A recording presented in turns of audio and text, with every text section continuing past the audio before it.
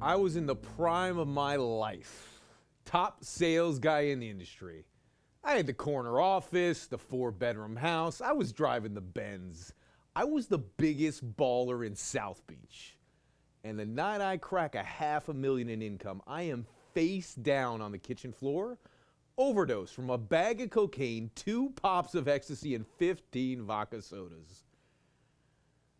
Hang on. I'm getting a little ahead of myself here. Let's rewind.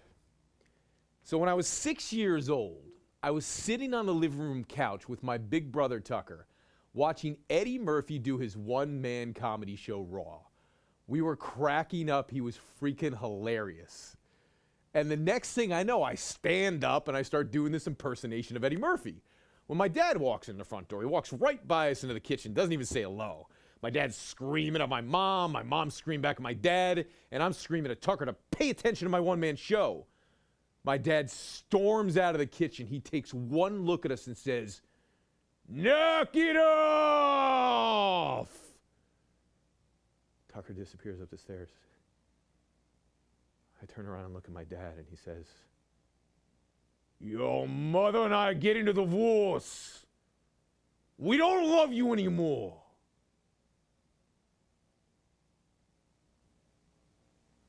And he just turns around and he walks away. I mean, I just sat there staring at the wall, wondering what I did wrong. The only thing I think it was to run. I mean, I didn't know where, I didn't know why, but it's the only thing I could think of doing. So I ran out onto the neighbor's front lawn and I hid behind this huge oak tree and I waited for them to come and find me.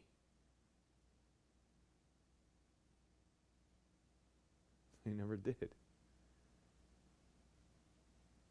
It all happened so fast. Within a week, my parents were divorced.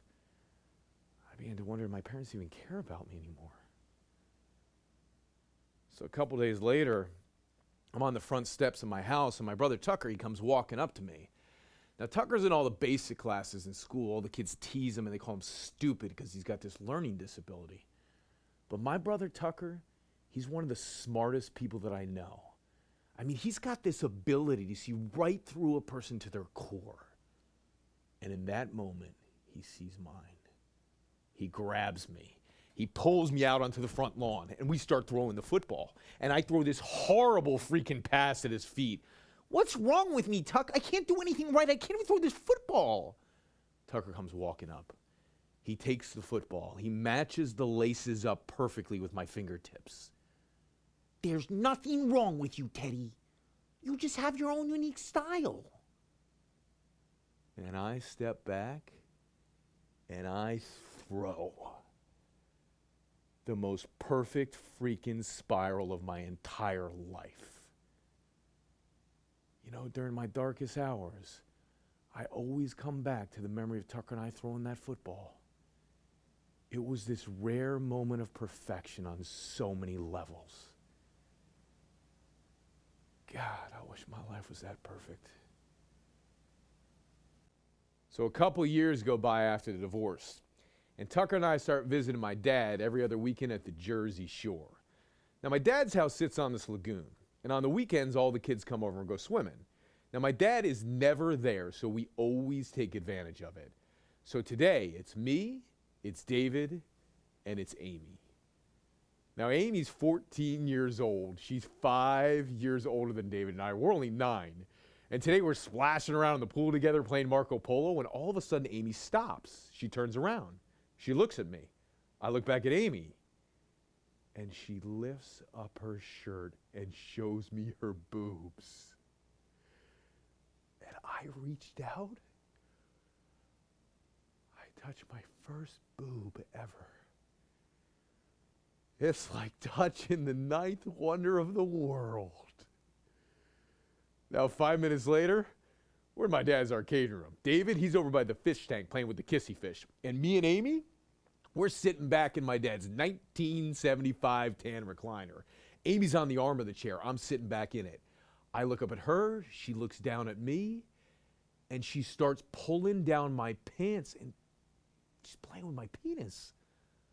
I mean, part of me knows that I'm doing something wrong, right? But, I mean, the other part of me just, I don't know, kind of likes it or something. And she said she's going to keep going and going and going until the stuff comes out. I'm like, the stuff? I don't even know what the hell this stuff is. So she keeps going and going and going, and I mean, no freaking stuff ever comes out. So she leaves. I mean, why would she leave like that?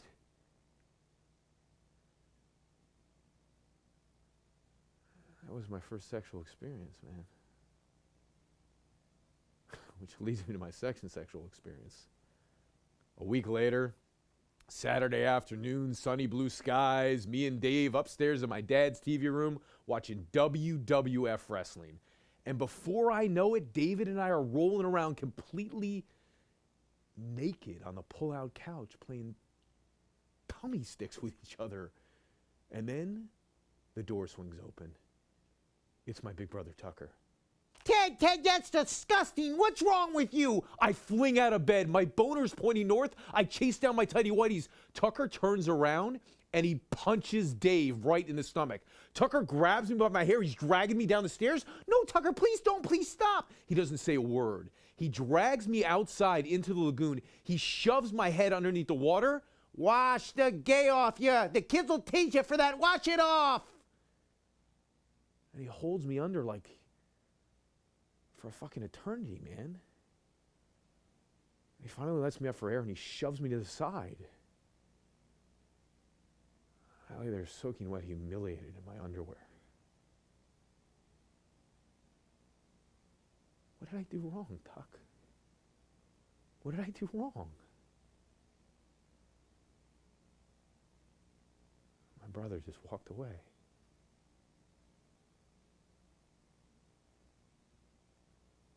From the ages of 9 to 13, I became Tucker's torture victim. I mean, basketballs to the head, baseballs to the face. Tucker chasing me around the house with butcher knives, trying to slice my feet underneath the door. This one time he took a pair of scissors, he throws it right down into my foot. It sticks in there like a fucking dagger. I mean, I just couldn't escape him, man. And all of the chaos would end with my dad's famous 2 lines. The two of you, I'll nail your goddamn ears to the wall. I mean, by the time I was 14 years old, all I wanted to do was be liked and accepted. And the truth of the matter is, I mean, I was a little bit of a geek. I didn't live in a super nice house, and we didn't have a lot of money, and I mean, I was always embarrassed to bring kids over to my house. And when I looked at the other kids, I mean, I was jealous of them. I was even angry all the time. Like I had to prove myself all the time to fit in. When I looked at the cool kids, I mean, they seemed to have it all. They had the money, the popularity, the girls, and I wanted it all, man. But more than anything, I just wanted to fit in. And to do that, I figured I had to do what the cool kids did. To drink, to party, and be the craziest motherfucker this side of Manhattan. So by my freshman year in high school, my brother Tucker takes me to my first party ever at the house of Josh Rosado. Now, Josh is famous for his award-winning fish tank. He's got these really rare and really expensive fish, and he's obsessed with them. So I walk into the house, and there's these 1980s brown cabinets in the kitchen. Domino's pizza on the back wall, buffalo wings, ranch dressing, and 20 bottles of Mad Dog 2020. Worst tasting shit ever. So I sit down across the table from this guy, Brad, and he slides 2 shots across the table. Now, at this point, I've never had a sip of alcohol in my entire life. So I look around for Tucker to see what to do, and he's nowhere to be found. And Brad says, "What are you, a pussy? Drink the shots." So 2 shots, 5 joints, and 15 minutes later, I am wrecked, man. Not to mention hungry. So I'm grabbing everything I can find. Buffalo wings, ranch dressing, Domino's pizza. And Tucker walks in when I'm on my 19th chicken wing, and he's like, "What the hell are you doing, Teddy?" "What, Tuck? I was hungry." Tucker picks me up. He drags me into the living room. He parks me right next to the fish tank, and he's like, "Teddy, stay there. I'll be right back. And don't talk to Scales." And I'm thinking to myself, Scales? I mean, who the fuck is Scales?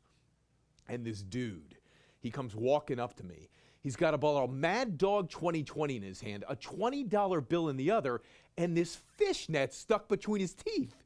And he dares me to eat the fish from the fish tank. I mean, what kind of a fucking guy dares another guy to eat some guy's pet fish? So 2 minutes later, I'm 6 fish deep. Total chaos going on in the party. Josh, the host, he comes running out, and I swear I've never seen somebody so mad. He falls to his knees like Willem Dafoe at the end of Platoon, and he's like, "You ate my goldfish!" We thought he was going to go freaking postal. So Tucker, Brad, and I, we sprint out onto the front lawn. And there's Brad's 1995 red Mustang. Brad in the front seat, Tucker in the passenger seat, me in the back. I mean, we are hauling ass away from this party. And then the weed sets in. We're doing 7 miles per hour in a 55. So as we crawl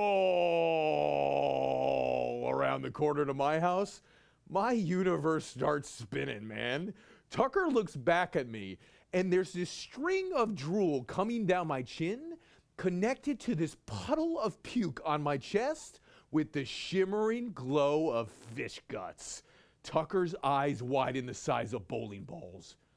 "I told you not to talk to Scales!" Brad screams. "You talk to Scales? Nobody talks to Scales!" Brad jumps out of the car. He starts screaming, "Puke! Puke!" And Tucker starts pulling me out of the car, and I'm like, "Who the hell is Scales, guys?" And before anyone can answer, it starts flowing like the salmon of Capistrano. Buffalo wings all over the dashboard, Domino's pizza all over the floorboard, and one lone goldfish with his shiny scales flapping for his life on a brand new 1995 leather bucket front passenger seat. I jump out of the car, and all I can think of is I gotta save this poor little soul. So I scoop up the goldfish, and I'm chasing Tucker up the back steps. Tuck, save the fish, man, save Goldie. "Fuck Goldie, give me the damn keys." So I reach for the keys, and there's puke all over my shirt. So I take off my shirt, and I throw it on the neighbor's lawn. And then puke on my pants. So I drop my drawers. I'm standing there in my tighty whities, and Tucker's hurrying me up the back steps. Come on, give me the keys. Tuck, save the fish, man, save Goldie. "Fuck Goldie, give me the damn keys." The lights come on, the door swings open. I go face first into the recycling bin in front of my mom. And she's staring right down at me as I'm laying there like a puddle of piss covered in Coke cans, milk cartons, and fish guts. I look up at her and she says, "Oh, honey, you talk to Scales." Poor Goldie, the little dude never made it. But I live to fight another day. And the next morning I wake up and I learn what a hangover is. And man, let me tell you, it's a feeling that would become all too familiar. Now you think I would have learned my lesson, right? But I managed to find more and more creative ways to self-destruct and more lives to destroy. And there's this one night, stands out above all other nights, my senior prom. So me and my buddies, we rent this house down at the Jersey Shore, about a block from the beach. Now I show up on the first day and I'm all alone, because the girl that I took to the prom has no idea that I'm secretly dating this other chick who's inside the beach house with her boyfriend. I know, it's fucked up, right? Now I look up on the balcony and my buddies are there with their dates and they're doing these keg stands.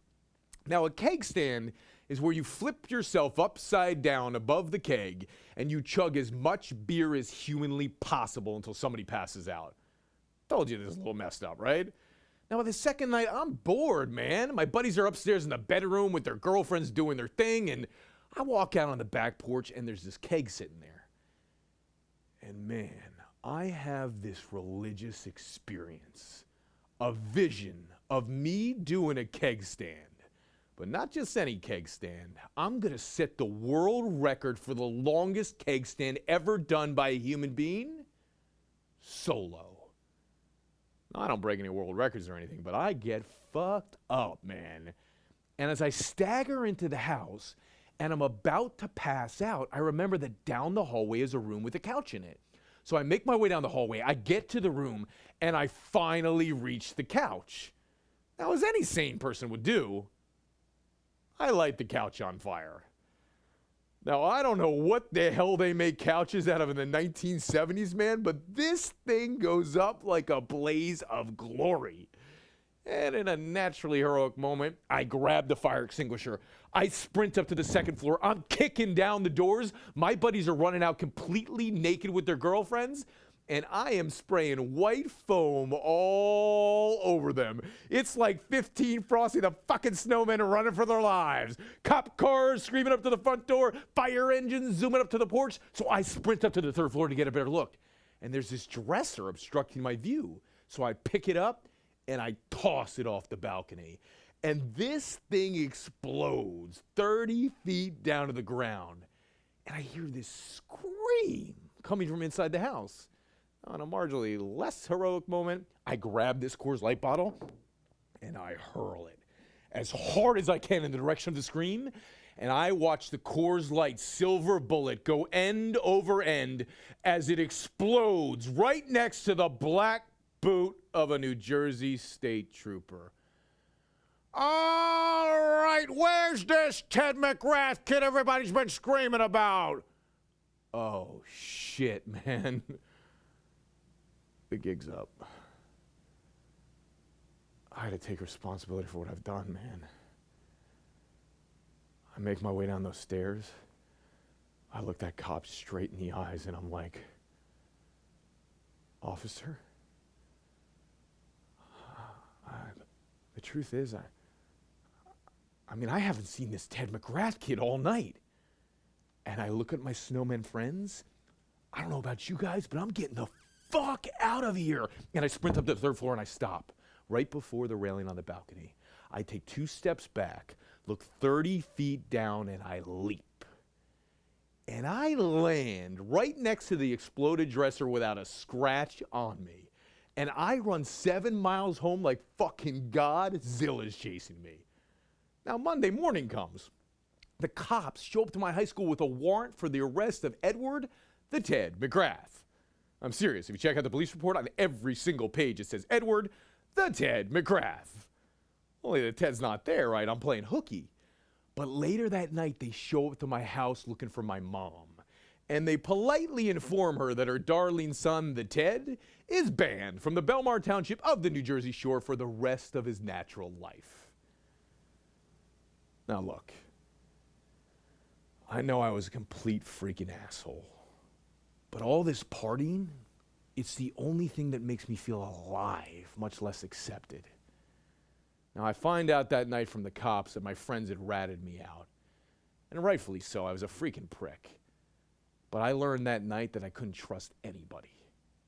So the cops throw me out of Belmar and I throw myself into tennis. Now, why tennis, you ask? Because it's an individual sport. You don't have to rely on anybody. And the only opponent is the battle going on in your head. And tennis is the only thing that silences this crazy fucking voice inside my head for at least a second. Now, Rollins College in Orlando, Florida is the top Division II tennis school in the nation.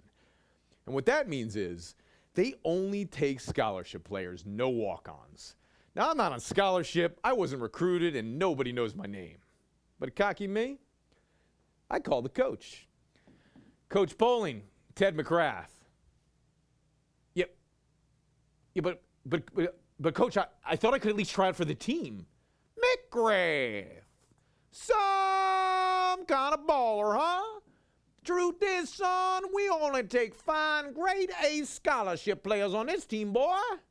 But because I'm an equal opportunity employer, and school policy mandate number 63 says I have to, any player who wants to try for my team must get a fair shot. So in 2 days, son, I'll be out there on those courts. You bring your body, I'll bring the balls. So 2 days later, I'm out on the courts. I'm playing against the coach. My dad's watching from the sidelines. Now, 15 minutes in, I think I'm doing pretty well. But coach is on the other end of the court. He's fucking laughing at me, man. God damn you, McGrath. You ain't good enough to make this team, son. Now, why don't you go to a Division III school, get yourself some playing time, boy? Worst goddamn strokes I've ever seen, McGrath. This team practiced 3 hours a day, 7 days a week, 21 painstaking hours of practice, son. Now, if you want to make this team, you're going to get over there on that baseline on your knees, boy. You're going to give me 2 solid months of stroke practice, and then, just then, I might let you stand on your own 2 feet. And I look over to the sidelines, and my dad is halfway to the car. God, what a fucking asshole.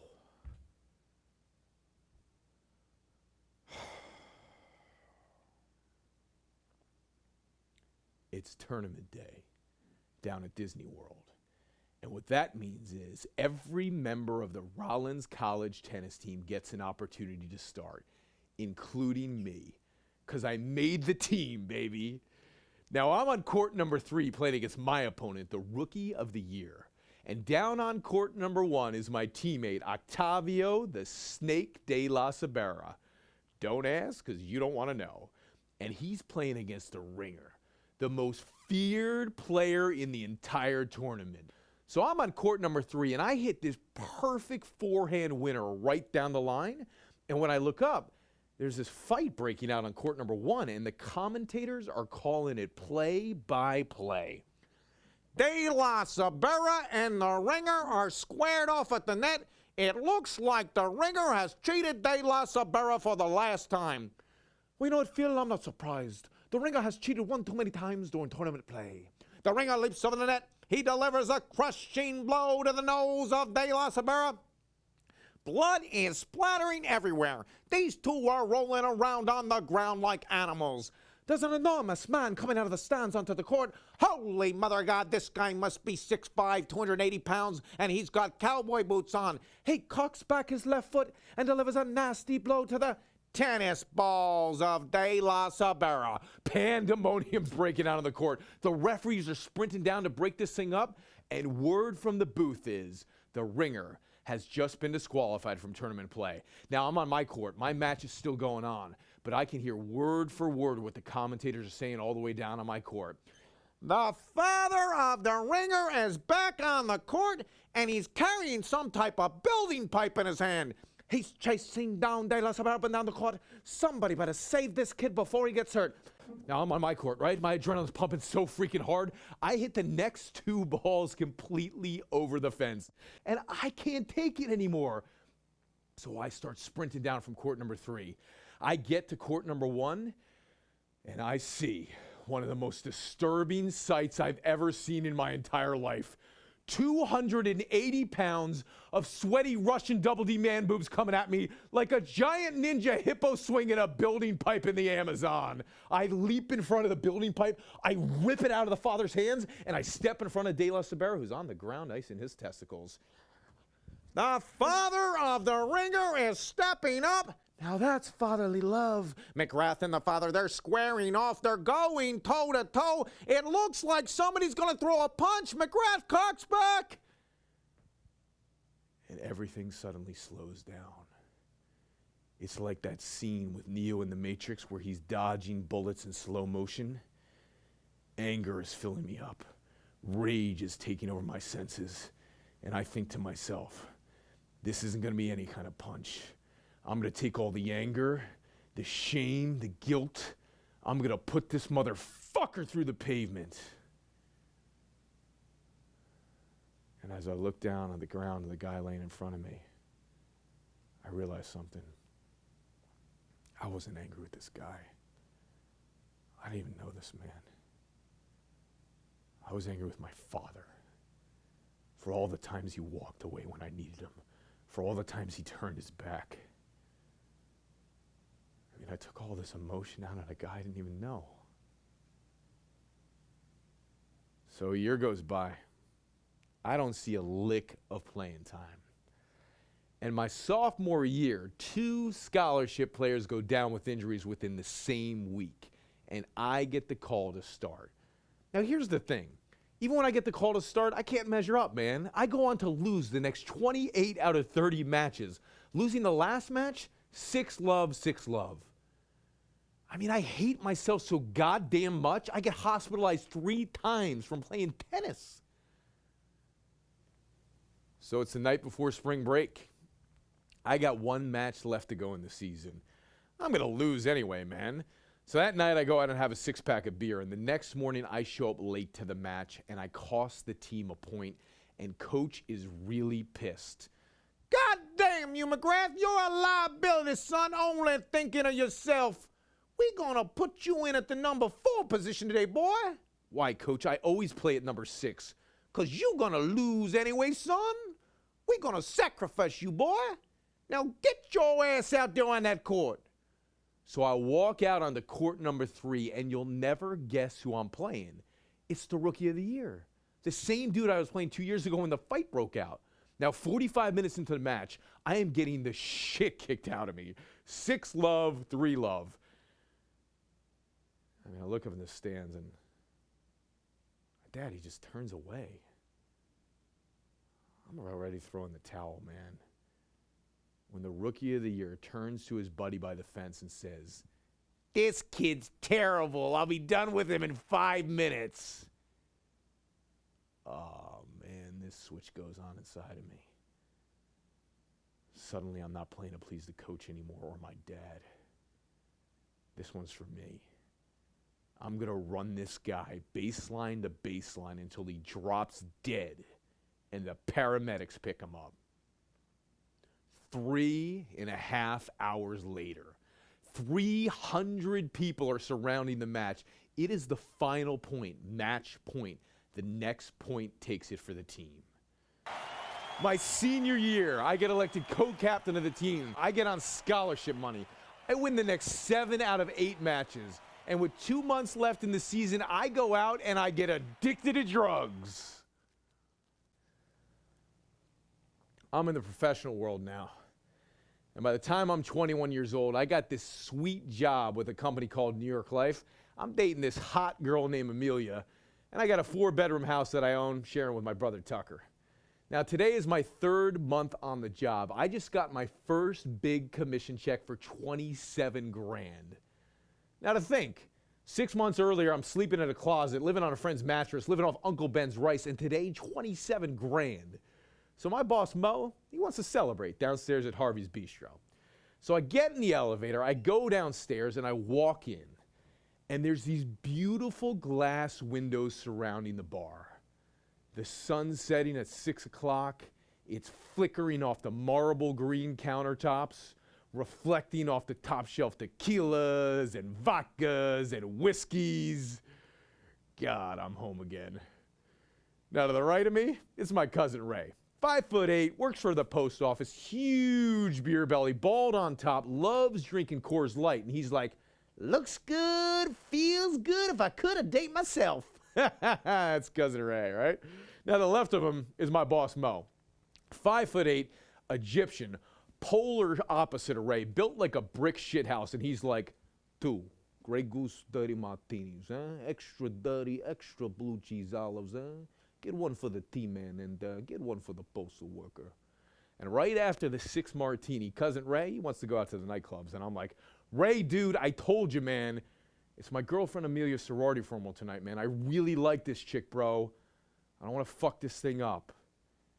And right after the 7th martini, Mo gets this great idea that I should take cousin Ray to my girlfriend Amelia's sorority formal. What could go wrong, right? Now, the next morning, I walk into this CPA firm in DeLand County, Florida. Now, I got a heartache from what happened last night, a headache from all the booze. And any minute, I'm going to walk through those doors and deliver a talk to a room full of CPAs. And I've rehearsed this speech like 15 times over, man. I could do it in my sleep. And it's a good thing because I can still taste the tequila on my upper lip. So I walk in, right? And there's 10 CPAs sitting around this U-shaped table. I mean, there's not a person in here under 60 years old. They got pocket protectors coming out of their pocket, number 2 pencils coming out of their ass. This is going to be a tough one to win, right? So I walk up on stage and I start delivering my talk. And like 2 minutes in, I forget my lines. I mean, I go blank. And I'm not just talking any kind of blank. I'm talking sheet white blank. It's like I'm on LSD blank. It's like George Bush in an IQ contest blank. Blank, blank, blank, blank, blank. And then 2 beads of sweat are coming down my forehead. It starts seeping out of my shirt. And I'm not talking any kind of sweat. I'm talking jump in the fucking pool sweat. It's like John Candy in a marathon contest sweat. There is sweat everywhere. And then I do something never done before in the history of speaking. I decide I'm going to take a seat in the front row with the CPAs. And we're watching nobody on stage.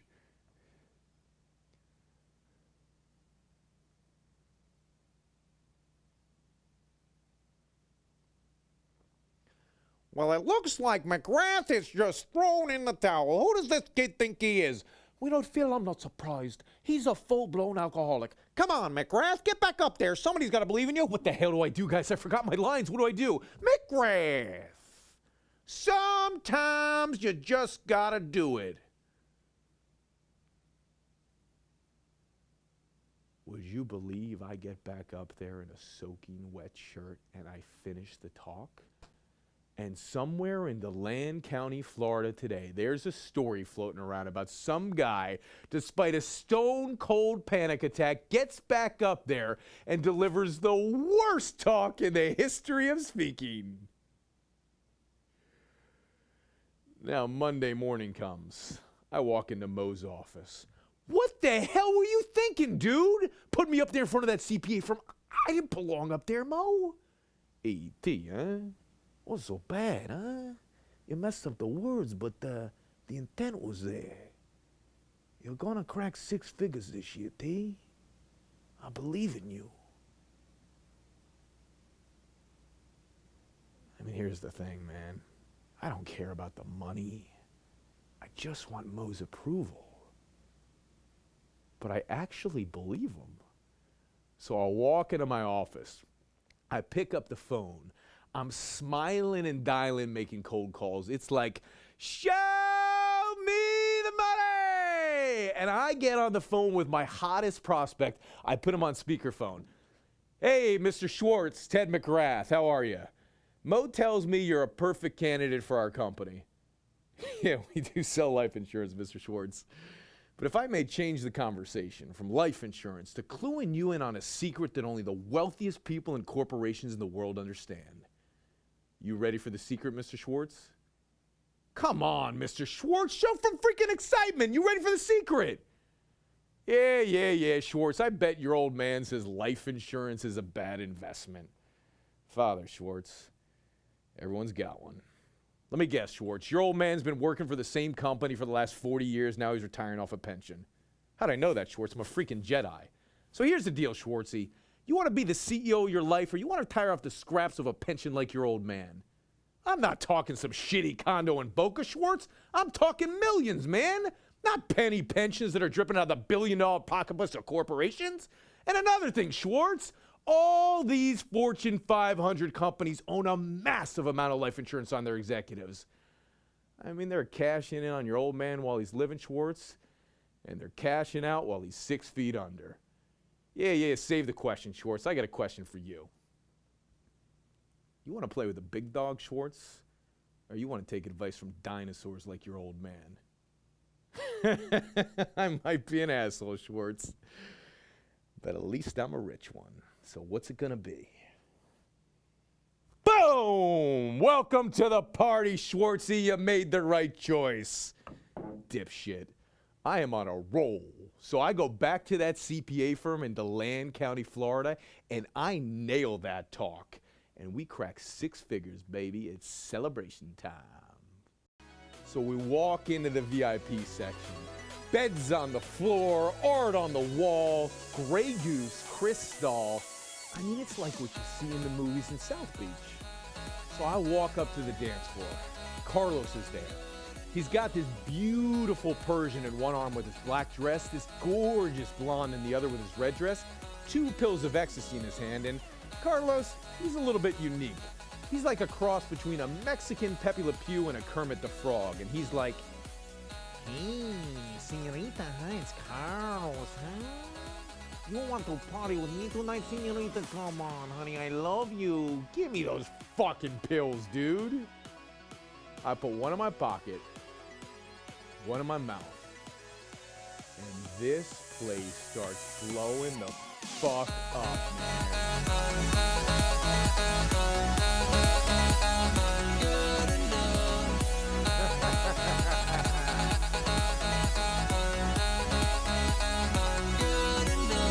2 hours later, Donnie comes walking up. "Hey, who's that fucking paisan over there dancing with our fucking hoochies, huh?" "Donnie, that's Carlos, dude. He's like 5'2". "Yeah? Well, I'm gonna take this glaze. I'm gonna stick it in his fucking mouth. I'm gonna stick it in his fucking mouth." "Donnie, what the fuck is up with the roid rage? Jesus, dude. What fucking pill, man?" So Donnie pops the pill. Carlos keeps dancing. And 15 minutes later, the ecstasy sets in. And Donnie transforms right before our eyes.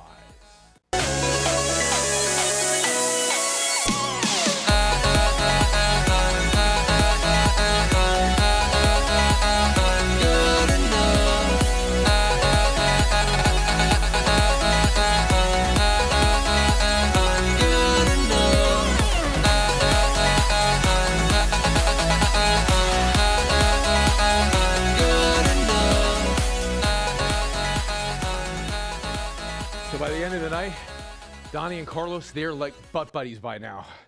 And I look over in the corner, and Donnie and Carlos are up to no good. "Hey, señorita, hi, it's Carlos, huh? You want some cocaine, honey? Bend over, I do it right off your keister, huh? Hey, let me tell you something, huh? You son of a bitch, you got fucking class, huh? I fucking love you, huh? Fellas, step aside. Let me show you how it's done, boys.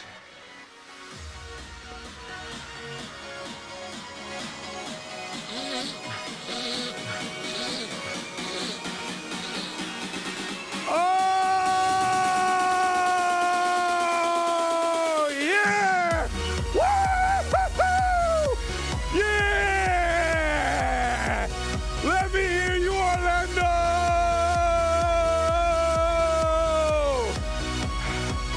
I can touch the heavens.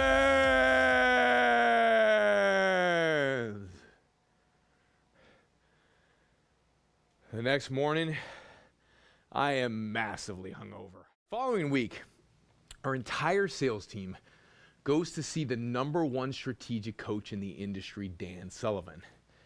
Now, Dan takes us through the whole shebang, from role-playing to improv to sales coaching, and then eventually into deep decision-making about who we are and where we want to go.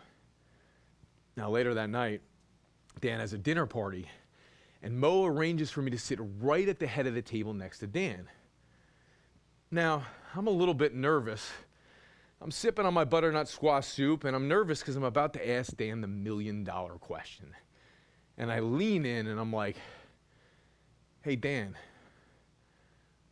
so when did you know this is what you wanted to do with the rest of your life?" And Dan says, "I made a decision, Ted." I'm thinking to myself, that's the answer to my fucking $1,000,000 question? And then he clarifies. "Decision comes from the word decide, which means to cut off.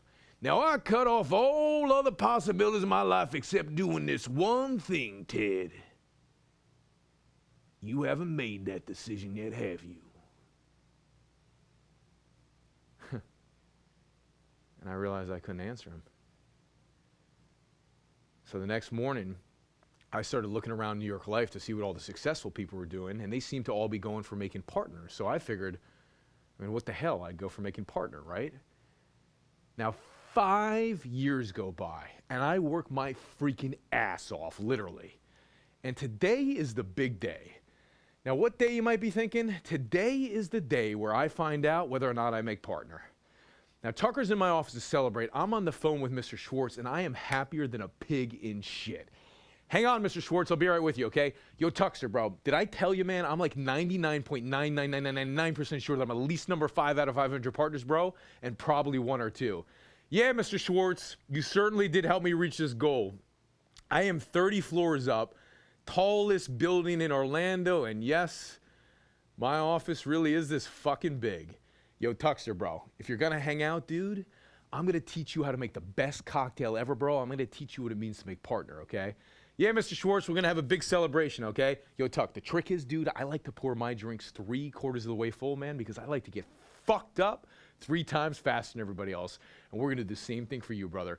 Yeah, Mr. Schwartz, New York Life, it's a multi-billion-dollar life insurance company. I mean, 10,000 agents try out for New York Life every single year, and a small percentage ever make it, and an even smaller percentage ever make partner. So today is a really big deal. Yo, Tuxter, bro, if we're gonna make partner, dude, water down the drinks just a little bit, man, because we don't want any of those pussies at the partner meetings think we're alcoholics, bro.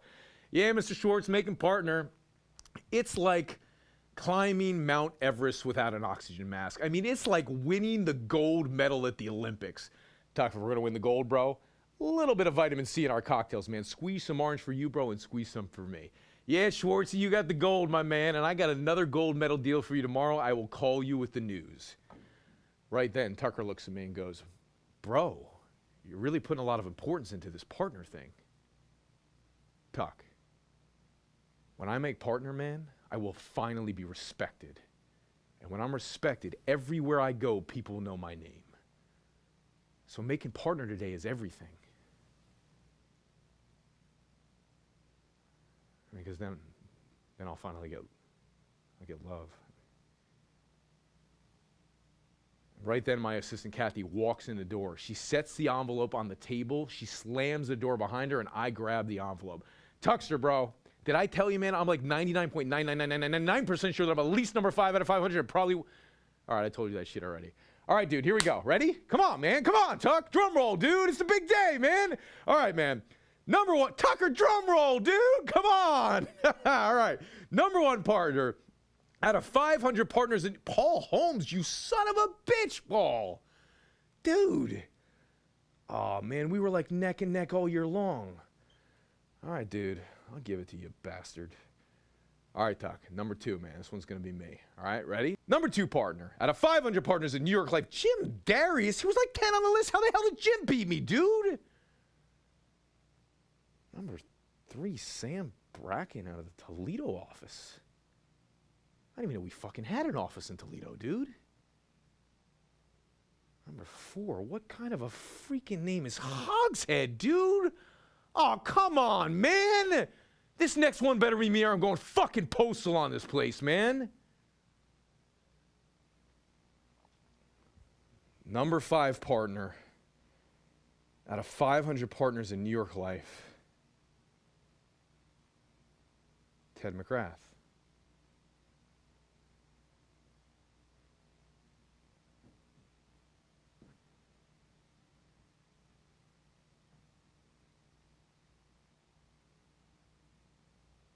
I mean, this is what it feels like to make partner. Oh, God, man, I think I'm going to be fucking sick. I swear, no matter what I do, I can't fucking win, man. And then I hear Tucker's voice. Bro, you made partner. It's a huge accomplishment. Accomplishment? What the fuck do you know about accomplishment, man? Maybe if your numbers weren't in the fucking toilet, I would have made number 1. Oh, shut the fuck up, you fucking slack off. You end the day off early. You can't even pay your bills, man. Can't even pay your share of the fucking mortgage. Oh, fuck you, Tuck.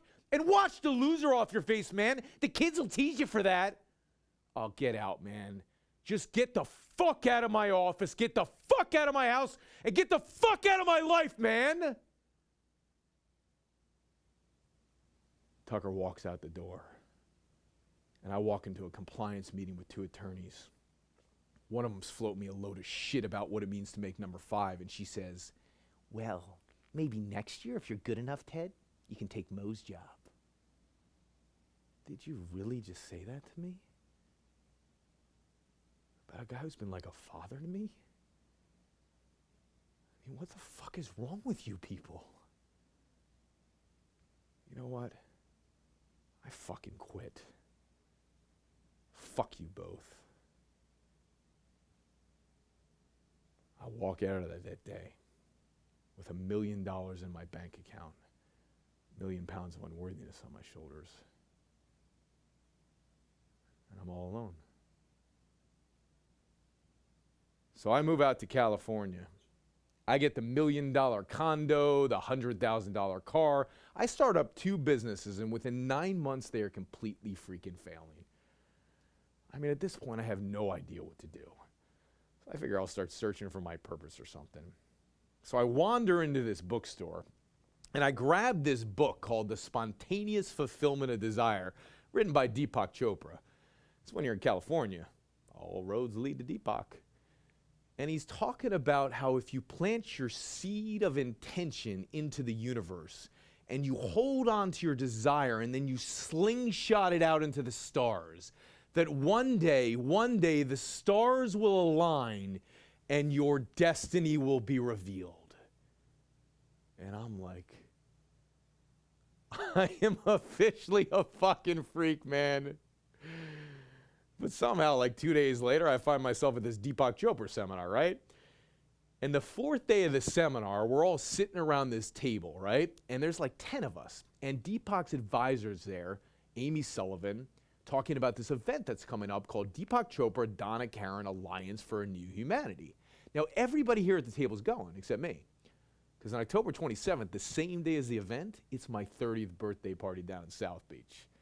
So I invite some of my new friends back to my house for an early birthday celebration and a brunch. And we're all sitting around the table, and my friend Patrick looks at me and goes, "Hey, Ted, are you going to the Deepak Chopra Donna Karan event, Alliance for a New Humanity?" "Yeah, I wish, Patrick, but it's my 30th birthday down in South Beach, bro, so I'm not going to make it." "Oh, but Ted, it's going to be so great. It's Deepak Chopra and Donna Karan." "Yeah, Patrick, I know, dude, but this is like the rager of the century. It's my 30th birthday, dude. It only happens once." "But Ted, it's New York's Patrick. Back the fuck off, dude." So I'm back in my room that night, right?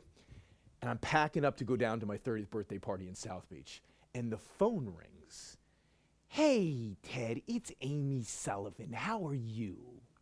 Now, I know that we invited you to the Deepak Chopra Donna Karan event as our guest, but I have a different offer for you, Ted. Now, I talked to Deepak and I talked to Donna, and it turns out we need an MC for the night. And my intuition tells me, Ted, that there's a speaker inside of you.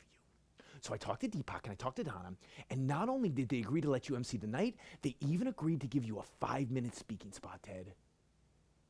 "That's great, Amy, but I already told you it's my 30th birthday party down in South Beach." "Ted, clearly you didn't hear what I just said. You have an opportunity to speak with Deepak Chopra and Donna Karan." "Amy, clearly you have not partied with me in South Beach before." Click. So I immediately called Dan Sullivan. Dan, listen, it's Ted. You want to hear a funny story? So I got this opportunity to speak with Deepak Chopra and Donna Karan. No, Dan, that's not the funny part, dude. The funny part is, I turned them down.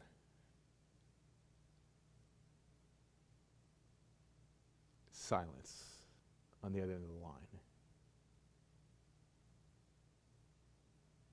"Ted, you must be some serious, successful, wealthy guy. Or you are one dumb motherfucker. Listen, Ted, you might think I'm a successful guy who's had it all made, but there was a time when I was bankrupt. I made a lot of money in the coaching business once, Ted, and then I just decided to rest on my laurels. And not a day goes by where I'm not passionate about making all my money back, finding my message and finding my purpose, Ted.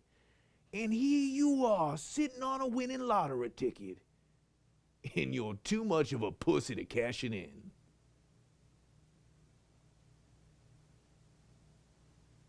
I just sat there staring at myself in the mirror.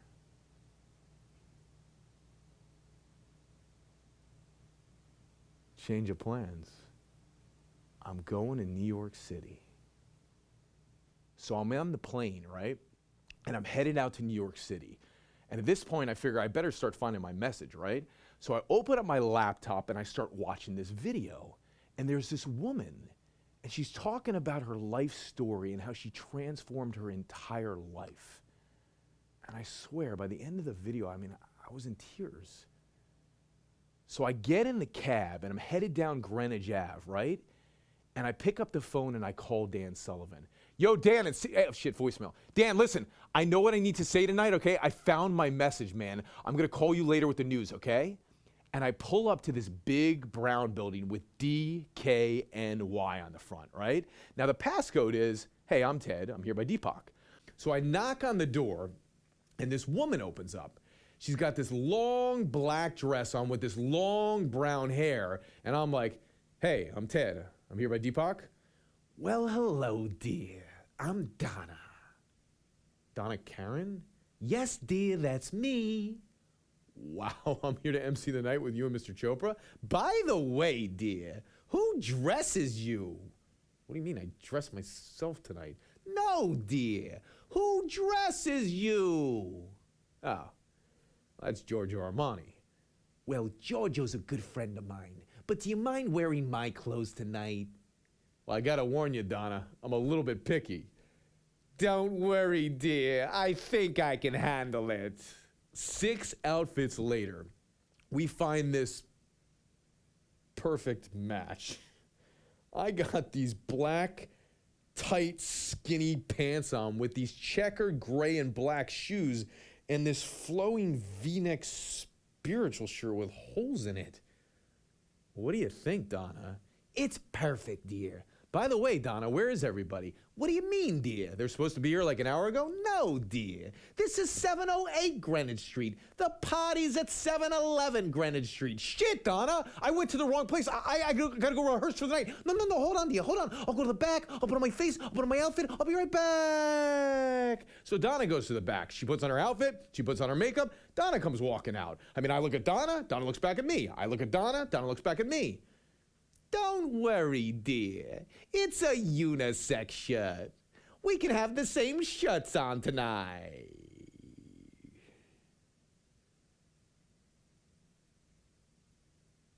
So Donna Karen and Ted McGrath go walking down Greenwich Ave with the same shirts on. And Amy Sullivan's there. Ted, where you been? I need you to get up on stage and auction off the art. Amy, nobody told me I was going to be auctioning off art tonight by... Who the hell's Romeo Shresha? And what about my 5-minute talk, Amy? And who the hell are the talking parakeets?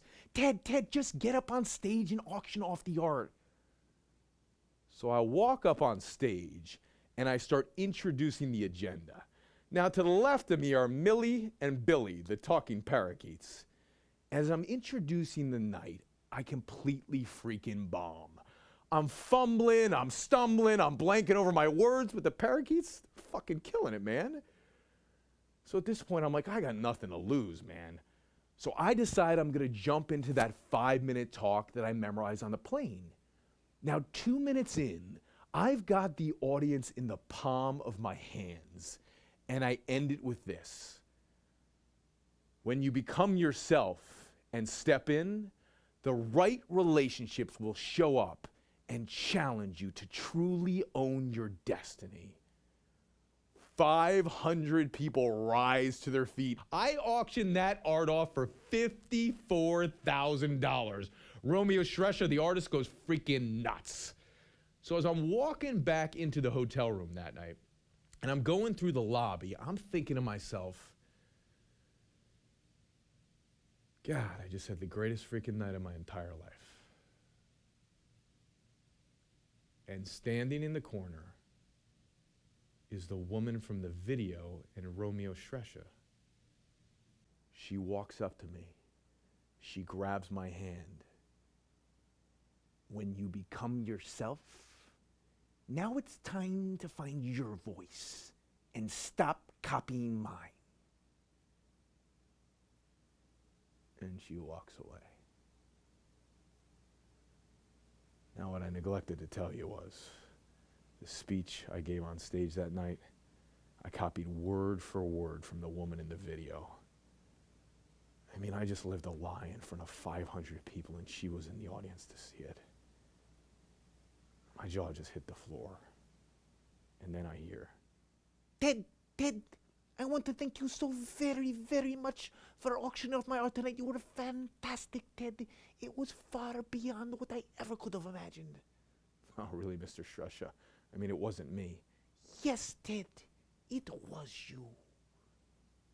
And he places his hand on my heart and he says, Now it's time to tell your story, Ted. and he disappears. And then I hear this voice. Hey, let me tell you something, huh? You know what you got? You got freaking class, huh? Freaking class, Donnie. What the hell are you doing here, man? Hey, me and the wife, we leave Orlando, we come to New York City, no more of this, huh? Went to some of that Tantra stuff. We love it, huh? Let me tell you something, You know what you did tonight? You know what you did? You reached inside my heart, man. You touched something really spiritual, Ted. I freaking love you, man. I'll see you later. Wait, Donnie, I was going to go out to the nightclub tonight for my by myself for my 30th birthday, but you want to come? No, no more of that for me, Ted. Love is in the air now. Always. Live your truth, Ted. You want to know what my truth is? Everyone around me is transformed, and I'm staying the fucking same, man. Now, I'm back in my condo now, back in the reality, back in the shit. I mean, look at this place, man. I just got my 3rd foreclosure notice in the mail. Donna Karen's office just called. They want the freaking outfit back. I swear, it's like God's playing a fucking joke on me. Is that what this is, huh? You send people all the way across the country so they can hang with the rich people and the famous people and the happy people for what? One night, and I come back to this, and it all comes crashing down. Is this funny to you? I've done everything I'm supposed to do. I got the $1 million condo, the $100,000 car. I mean, I was the number 5 partner out of 500 partners in New York Life. I spent more money on bottle service, man, than I care to remember. I mean, it's not my fault, Dad!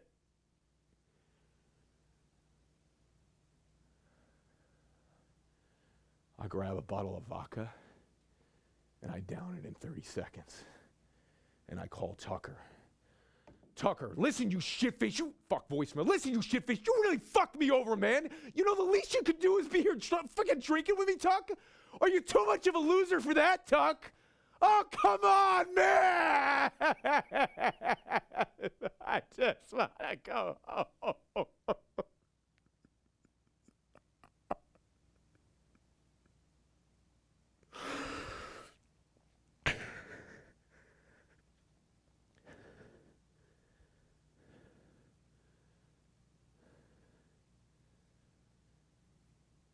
That night, alone in my condo, I drank, I smoked, and I did more cocaine than I've ever done in my entire life.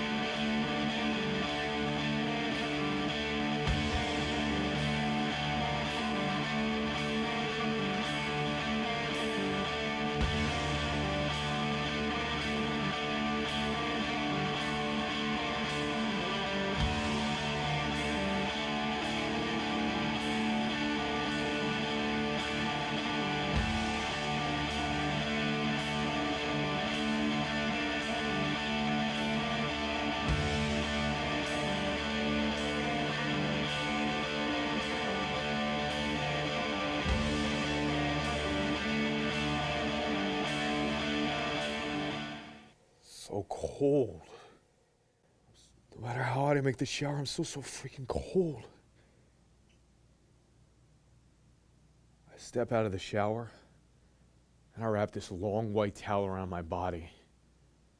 And I fall to my knees on the kitchen floor.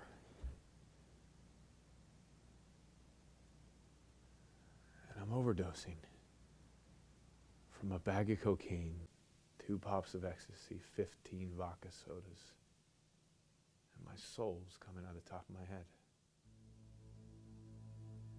You ain't good enough. What's wrong with you? We don't love you anymore. You ain't good enough. What's wrong with you? What's wrong? We don't love you anymore. What's wrong with you? We don't love you anymore. Good enough. You ain't good enough. We don't love you anymore. You ain't good enough. No.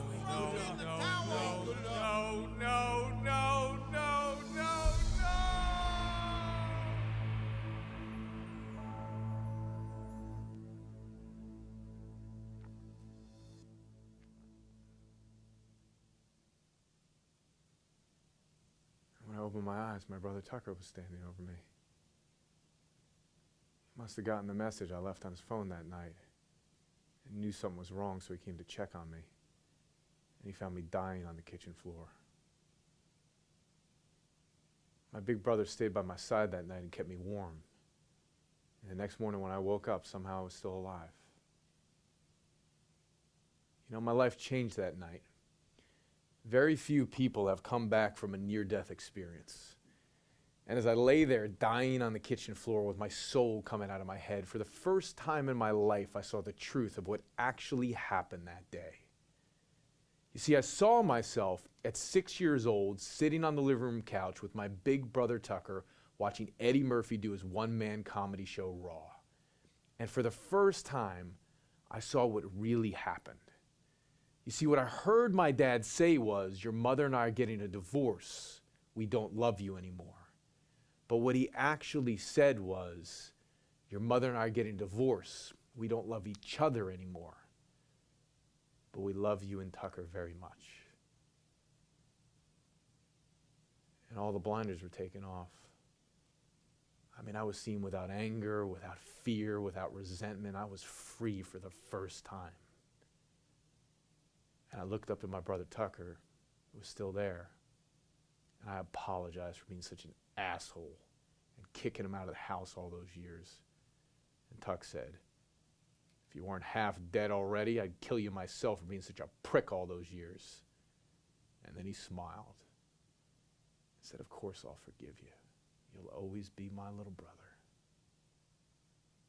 You know, Tuck saw through it all. He remembered the good times when I was actually myself. You know, my whole life I thought I had to be the party guy and the fun guy, the guy who burns down couches to get people's attention. When all this time I've been trying to fill this hole inside of me that I created because I thought love had been taken from me. So I went to go see my dad. And I told him how I misheard him when I was 6. And then I told him how much it hurt me every time he would walk away because I thought he didn't care. My dad said, Teddy, I walked away all those times, not because I didn't care. I walked away because I was always so nervous for you. I just never knew what to do. And then he smiled and he says, it's a McGrath family disease. Your grandfather could never talk to me. And try as I might, I could never find the words to tell you how proud I was of you. But your dad, he's so very, very proud of you. And then I realized something. You know, we've all got something to say in this world. We just need to start saying it. I mean, I spent all this time chasing after my dad that I forgot about the woman who raised me, the woman who worked long hours to come home late at night to take care of Tucker and I, the woman who made her life our life. So I called Mom. And I told her how much I loved her. And I told her how much I appreciated her. And I thanked her for everything she ever did for me. And then I told her that most of my life I never felt enough. Always chasing after things that I thought would make me happy. And she said, oh, honey, I had no idea. I always thought you were such a confident kid going after the things that you wanted. I said, that's exactly it, Mom. I spent all this time chasing after things I thought I wanted. when all I really wanted was to have a meaningful conversation with the people that I love, like you. It's weird, how love has always been there. I just needed to let it in. And in that moment, I finally made a decision to live without shame, without regret, to tell my story, to share my message with millions, and to speak the truth that I am and always was good enough. And so are you.